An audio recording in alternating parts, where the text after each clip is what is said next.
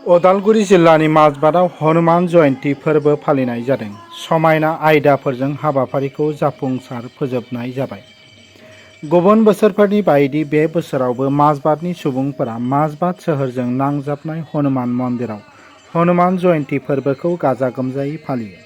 हनुमान जयन्ती फोरबोखौ 10 आरो 12 एप्रिलनिफ्राय साननैनि हाबाफारिजों फालिनाय जादों। हनुमान जयन्ती फोरबोनि समाव माजबाद सोहोरजों लोगोसे गुबुन गुबुन ओनसोलनि सिबियारिफोराबो बाहागो लायो आरो आलारि बाथि फोजोङो आरो हनुमानजीनि बोर लायो।